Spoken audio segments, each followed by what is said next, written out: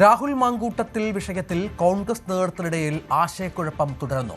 കടലിളകി വന്നാലും നിലപാടിൽ മാറ്റമുണ്ടാകില്ലെന്ന് പ്രതിപക്ഷ നേതാവ് വ്യക്തമാക്കിയപ്പോൾ രാഹുലിനെതിരെ നടക്കുന്നത് രാഷ്ട്രീയ ഗൂഢാലോചന എന്ന UDF കൺവീനർ അടൂർ പ്രകാശിന്റെ പ്രതികരണം തന്നെ ഈ ആശയക്കുഴപ്പത്തിന്റെ തെളിവായി മാറുകയാണ്. ഇതിനിടയിൽ വീക്ഷണം ദിനപത്രം രാഹുലിനെ ന്യായീകരിച്ച് രംഗത്തെത്തിയതിലും ഒരു വിഭാഗം നേതാക്കൾ കടുത്ത അതൃപ്തിയിലാണ്. രാഹുലിന്റെ മുൻകൂർ ജാമ്യാപേക്ഷയിൽ തനിക്കെതിരെ CPM BJP രാഷ്ട്രീയ ഗൂഢാലോചന ഉണ്ടായെന്ന വാദങ്ങൾക്ക് കോൺഗ്രസ് നേതൃത്വം ഇനി മറുപടി പറയേണ്ടി വരും. അതായത് രാഹുൽ വിഷയത്തിൽ രണ്ടു തട്ടിലാണ് കോൺഗ്രസ് നേതാക്കൾ എന്ന കാര്യത്തിൽ സംശയമില്ല. കെ മുരളീധരനും VD സതീശനും രമേശ് ചെന്നിത്തലയും വളരെ ശക്തമായി തന്നെ രാഹുൽ മാങ്കൂട്ടത്തിലിനെ തള്ളിപ്പറഞ്ഞിട്ടുണ്ട്. അതേസമയം അടൂർ പ്രകാശ്, തിരുവഞ്ചൂർ രാധാകൃഷ്ണൻ, K സുധാകരൻ അടക്കമുള്ള മറ്റൊരു വലിയ വിഭാഗം രാഹുലിനെ പിന്തുണയ്ക്കുന്നു. സമാനമായ നിലപാട് ഇപ്പോൾ വീക്ഷണം ദിനപത്രത്തിന്റെ എഡിറ്റോറിയലിൽ വന്നിരിക്കുന്നു. അതായത് രാഷ്ട്രീയ ഗൂഢാലോചന എന്നാണ്. ഡാൻ കുര്യൻ ഏറ്റവും പുതിയ വിവരങ്ങളുമായി ചേരും. ഡാന്, തെരഞ്ഞെടുപ്പ് എന്നത് UDFനെ സംബന്ധിച്ചിടത്തോളം കോൺഗ്രസിന് ജീവൻ മരണ പോരാട്ടമാണ്. കാരണം ശബരിമല സ്വർണ്ണക്കൊള്ള, അത്തരത്തിലുള്ള വലിയ വിവാദ വിഷയങ്ങൾ CPMനെ പ്രതിരോധത്തിലാക്കുമ്പോഴാണ് ഇപ്പോൾ അവർക്കൊരു ആയുധം വീണ് കിട്ടിയിരിക്കുന്നത്. രാഹുൽ മാങ്കൂട്ടത്തിൽ 4 മാസമായി അന്തരീക്ഷത്തിലുള്ള കേസാണ്. ഇപ്പോൾ തെരഞ്ഞെടുപ്പ് തൊട്ടടുത്തപ്പോൾ പരാതിയുമായി യുവതി രംഗത്തെത്തുന്നു. ഇതടക്കം രാഷ്ട്രീയ പ്രേരിതമാണെന്നാണ് രാഹുൽ മാങ്കൂട്ടത്തിൻ്റെ വാദം. ഇതിന് കോൺഗ്രസിൽ സ്വീകാര്യതയുണ്ടോ?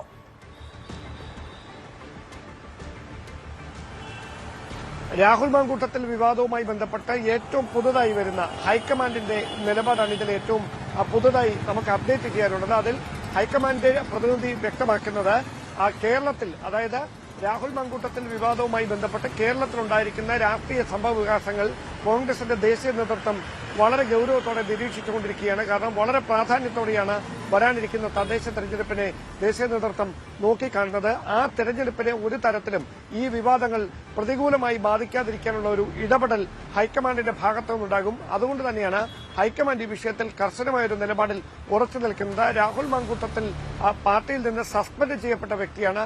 സസ്പെൻഡ് ചെയ്യപ്പെട്ട വ്യക്തിക്ക് നിലവിൽ പാർട്ടിയുമായി ഒരു ബന്ധവുമില്ല. അങ്ങനെ ഒരാളുടെ പേരിൽ ആരോപിക്കപ്പെടുന്ന തെറ്റുകൾക്ക് പാർട്ടി മറുപടി പറയേണ്ടതില്ല എന്നൊരു നിലപാടിലാണ് ഹൈക്കമാൻഡ്. അതുകൊണ്ട് തന്നെയാണ് KC വേണുഗോപാൽ അടക്കം കഴിഞ്ഞ ദിവസം കർശനമായ ഭാഷയിൽ ഇതുമായി ബന്ധപ്പെട്ട പ്രതികരണം നടത്തിയത്. മറിച്ച് ചില അഭിപ്രായ പ്രകടനങ്ങൾ വരുത്തുന്നത് തികച്ചും വ്യക്തിപരം മാത്രമാണ്. അത് പാർട്ടിയുടെ ഔദ്യോഗിക നിലപാടല്ല എന്നാണ് ഹൈക്കമാൻഡ് ഇപ്പോൾ വ്യക്തമാക്കുന്നത്. അങ്ങനെയെങ്കിൽ ഒരു കാര്യത്തിൽ മാത്രമാണ് ഒരു അവ്യക്തത. പാർട്ടിയുടെ മുഖപത്രത്തിൽ എങ്ങനെ പിന്നെ രാഹുൽ മാങ്കൂട്ടത്തിനെ അനുകൂലിച്ചുകൊണ്ടൊരു ലേഖനം പ്രത്യക്ഷപ്പെട്ടു, അതാണ് ഇനി വലിയ തരത്തിൽ ചർച്ചയാകാൻ പോകുന്നത്. അതിനെതിരെ കോൺഗ്രസിലെ തന്നെ ഒരു വിഭാഗം മുതിർന്ന നേതാക്കൾ രംഗത്തെത്തിയിട്ടുണ്ട്. കാരണം പ്രതിപക്ഷ നേതാവിനടക്കം നേരിട്ട് രേഖാമൂലം ലഭിച്ച ചില പരാതികളുടെ അടിസ്ഥാനത്തിലാണ് പാർട്ടി ഈ നിയമപരമായ പരാതി രാഹുലിനെതിരെ ഉന്നയിക്കപ്പെടുന്നതിന് മുമ്പ് തന്നെ പാർട്ടി തലത്തിൽ നടപടി ഉറപ്പുവരുത്തിയത്, യൂത്ത് കോൺഗ്രസിന്റെ അധ്യക്ഷ സ്ഥാനത്ത് നടക്കം മാറ്റിയത്. പിന്നെ എങ്ങനെ അതൊരു ഗൂഢാലോചനയാകും എന്ന ആക്ഷേപം, വിമർശനം പാർട്ടിക്കുള്ളിൽ തന്നെ ഉയർന്നു തുടങ്ങിയിട്ടുണ്ട്.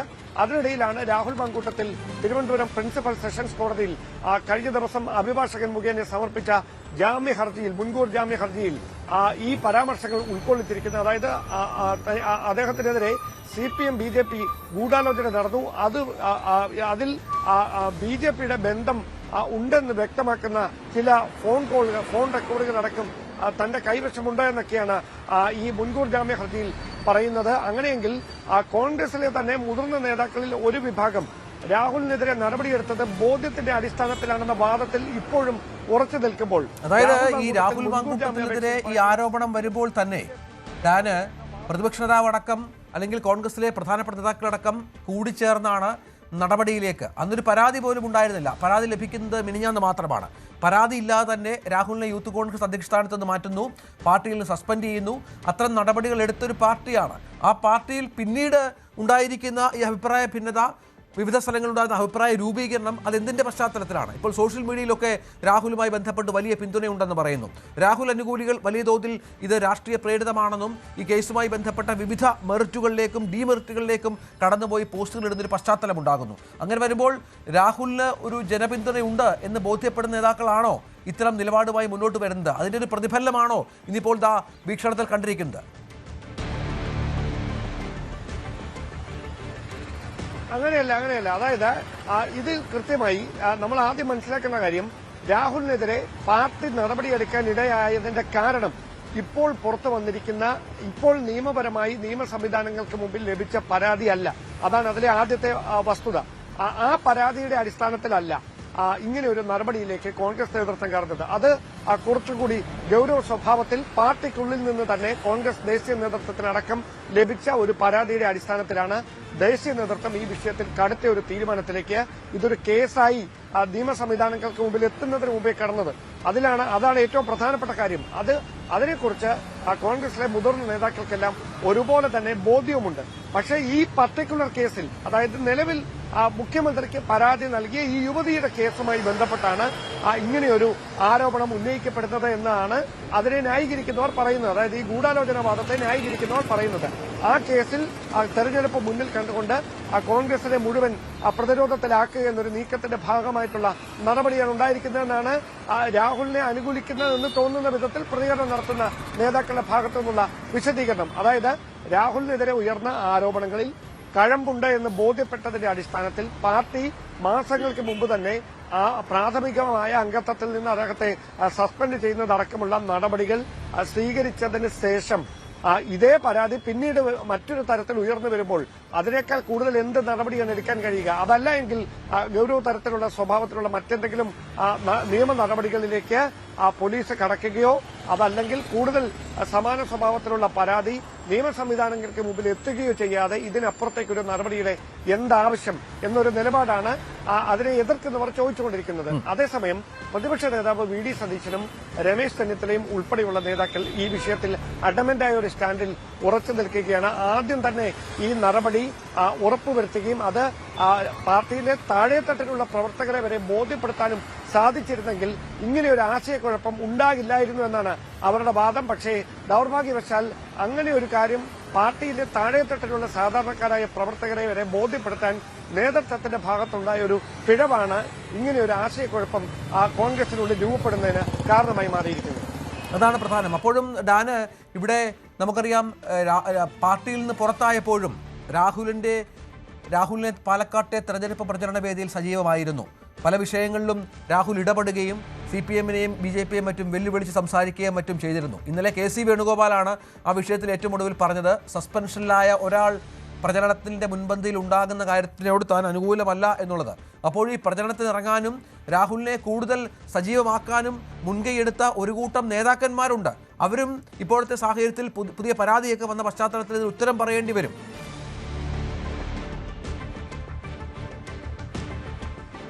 അതായത് മുഖ്യധാരയിലുള്ള ഒരു നേതാക്കളും രാഹുൽ മാങ്കൂട്ടത്തിലുമായി അത്തരത്തിൽ ഒരു വേദി പങ്കിടുകയോ അതല്ലാതെ അതിനപ്പുറത്തേക്ക് രാഷ്ട്രീയ പ്രചാരണ പരിപാടികളോ അതെങ്കിലും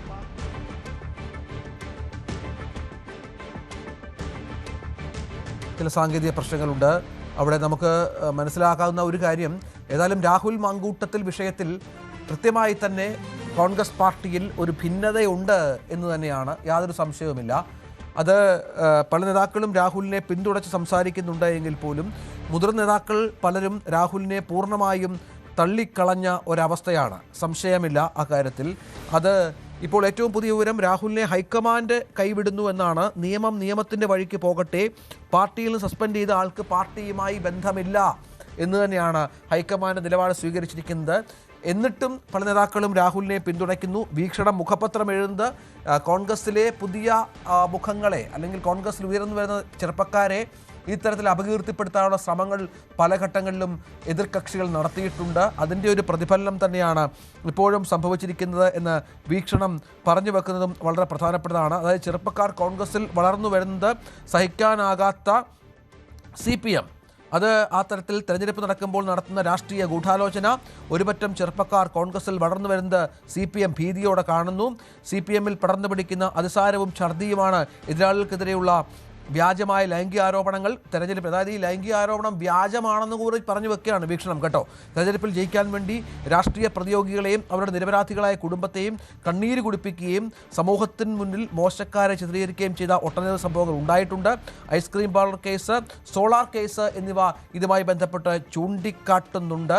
അതിനുശേഷം CPM 2 തവണ അധികാരത്തിൽ വന്നിട്ട് പോലും ഈ കേസുകളിൽ ഒരു തുണ്ട് കടലാസ് തെളിവ് പോലും കണ്ടെത്താൻ സാധിച്ചിട്ടില്ല എന്ന് പറയുമ്പോൾ വളരെ കൃത്യമായി തന്നെ രാഹുലിന് പൂർണ്ണ പിന്തുണ നൽകുന്നു മുഖപ്രസംഗത്തിലൂടെ പാർട്ടിയുടെ മുഖപത്രം എന്നുള്ളതാണ് ഏറ്റവും പ്രധാനം. ഒപ്പം ഇപ്പോൾ ഈ മുൻകൂർ ജാമ്യാപേക്ഷയിൽ രാഹുൽ പറഞ്ഞ പല കാര്യങ്ങളും തള്ളിയാണ് യുവതിയുടെ മൊഴി എന്നുള്ളൊരു പ്രധാനപ്പെട്ട വിവരം കൂടി പുറത്തു വരുന്നുണ്ട്.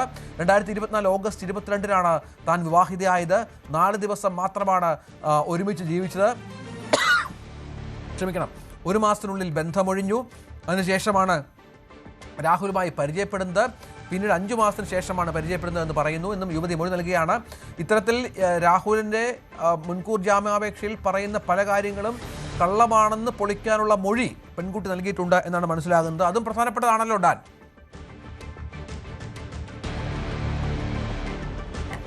തീർച്ചയായിട്ടും രഞ്ജിത്ത്, അവിടെ ഏറ്റവും പ്രധാനമായി എടുത്തു കാണേണ്ട കാര്യം രാഹുൽ മാങ്കൂട്ടത്തിന് വേണ്ടി ഈ മാധ്യമ ചർച്ചകളിലടക്കം പങ്കെടുത്തുകൊണ്ടിരിക്കുന്ന രാഹുൽ ഈശ്വർ ഉൾപ്പെടെയുള്ളവർ വാദിക്കുന്ന ഒരു പ്രധാനപ്പെട്ട പോയിന്റ്, ഈ യുവതി ഭർത്താവുമായി ഒന്നിച്ച് കഴിയുന്നതിനിടയിലാണ് രാഹുലുമായി ആ ബന്ധം മറച്ചു വെച്ചുകൊണ്ട് ഇങ്ങനെ അടുക്കുന്നത്. ഭർത്താവുമായുള്ള ബന്ധം മറച്ചു വെച്ചുകൊണ്ട് വിവാഹിതയാണ് എന്ന കാര്യം മറച്ചു വെച്ചുകൊണ്ട് അടുക്കുന്നത്.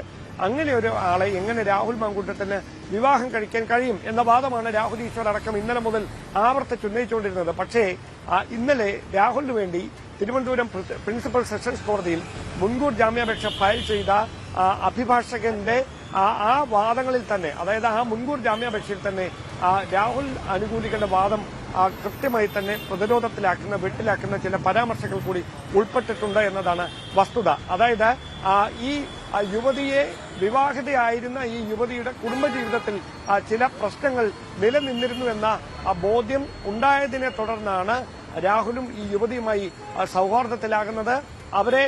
അവരുടെ ഒരു പ്രതിസന്ധി ഘട്ടത്തിൽ അവരോട് അനുകമ്പ തോന്നിയാണ് രാഹുൽ അവരോട് സൗഹാർദ്ദത്തിലാകുന്നത്. പിന്നീട് ആ ബന്ധം വളരുകയായിരുന്നു എന്ന തരത്തിലാണ് ഈ മുൻകൂർ ജാമ്യാപേക്ഷയിലെ പരാമർശം.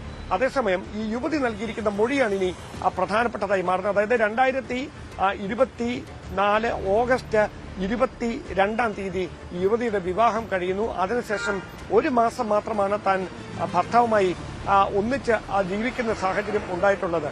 മറ്റു ചില കുടുംബ പ്രശ്നങ്ങൾ ഉണ്ടായതിനെ തുടർന്ന് ആ ബന്ധം മുമ്പോട്ട് തുടരാൻ കഴിയാത്ത അവസ്ഥയിലായിരുന്നു. അങ്ങനെ പോകുന്നതിനിടയിൽ 5 മാസത്തിന് ശേഷമാണ് രാഹുലുമായി പരിചയപ്പെടുന്നത്, അടുക്കുന്നത്. പിന്നീട് അതൊരു വലിയ അടുത്ത ബന്ധത്തിലേക്ക് മാറുന്നത്. ഇതാണ് യുവതി നൽകിയിരിക്കുന്ന മൊഴി. അപ്പോൾ പിന്നെ എങ്ങനെ ഭർത്താവ് ഇരിക്കെയാണ് രാഹുലുമായി അടുത്തതെന്ന വാദം നിലനിൽക്കുമെന്നതാണ് ഉയരുന്ന ചോദ്യം. സ്വാഭാവികമായി അന്വേഷണം തുടരുകയാണ്. അതിൽ യുവതി നൽകിയിരിക്കുന്ന മൊഴി വിശദമായി തന്നെ പരിശോധിക്കേണ്ടതുണ്ട്. അതുമായി ബന്ധപ്പെട്ട് കൈമാറിയിരിക്കുന്ന തെളിവുകൾ കൃത്യമായി ശാസ്ത്രീയ പരിശോധനകൾക്കടക്കം വിധേയമാക്കുമെന്നാണ് മനസ്സിലാക്കുന്നത്. അതോടൊപ്പം ചേർത്ത് വായിക്കേണ്ട കാര്യം, യുവതിയെ ഗർഭചിത്രത്തിന് വിധേയമാക്കിയെന്ന് പറയുന്നത് 2025 മെയ് മാസം 30-ാം തീയതിക്ക് ശേഷമാണ്. അതിനുശേഷം തിരുവനന്തപുരം നഗരത്തിലെ ഒരു പ്രധാനപ്പെട്ട ഡോക്ടറെയാണ് യുവതി ചികിത്സയുടെ ഭാഗമായി കണ്ടിരിക്കുന്നത്. ആ ഡോക്ടറുടെ മൊഴി ഈ കേസിൽ നിർണായകമായി മാറും. ആ മൊഴിയെടുക്കുന്നതിന് വേണ്ടിയിട്ടുള്ള നടപടികൾ നിയമം പോലീസ് ഊർജിതമാക്കിയിട്ടുണ്ടെന്നുള്ള വിവരങ്ങൾ കൂടി ഘട്ടത്തിൽ പുറത്തുവരുന്നു.